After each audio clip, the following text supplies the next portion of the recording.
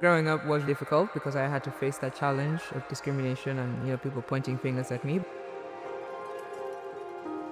But it was just about me finding that love for myself. The sport that I love got me to that.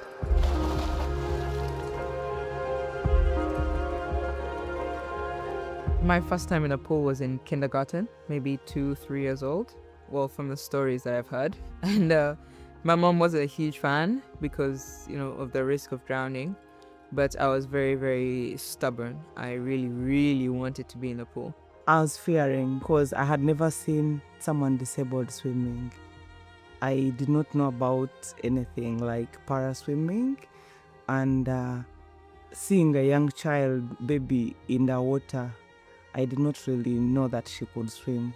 So I was fearing for her life. I remember one time I packed my swimming costume from home. And then when I got to school, somehow it disappeared. Now my mom told me the story of how that came about. I put it in and they took it out. So I remember just thinking, you know what, I'm just going to swim in my underwear. After some days at school, whenever I would go to pick her, I would find her panties wet. So they told me that she swims, although I had not still approved it. That's how she started swimming.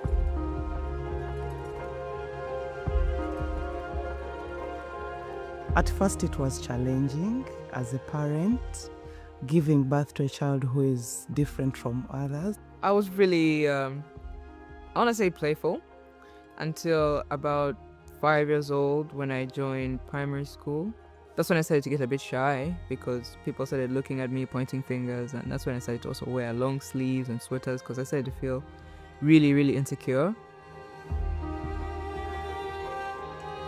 They would point fingers and they would always ask me, what happened? And I can tell you that question then was really very hard for me to answer. I started to become more exposed to the swimming environment. I had to wear swimsuits most of the day. That made me start to feel more comfortable with the way I looked. But now I comfortably say she was born like that. Swimming kind of became that escape. And in the pool, I could do whatever I want and people wouldn't even believe that I was disabled. And it just helped me gain my confidence. And I'm glad that I was even able to make a career out of it because I just love swimming. In Uganda, the Commonwealth Games is one of the big events, so being able to qualify and make the team was already much of an honor in itself, and to be back here for a second time in the Commonwealth Games has been really, really a long journey, but I'm really, really excited for these games.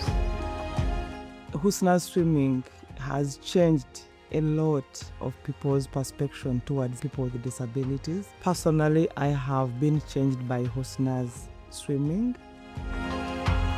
It's only now that I'm starting to pick up that competitive spirit, but I've always just worked on being better than yesterday. And I picked that up from Adam PT. Better than yesterday. Making the qualification times for either the Olympic or Paralympic Games, that's never been done in swimming in Uganda.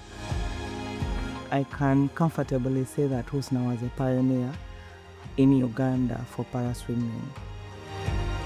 Lots of the team are aware that there is that potential medal opportunity. It would be really amazing. And that could be pressure, but pressure is for Taya, it's not for me.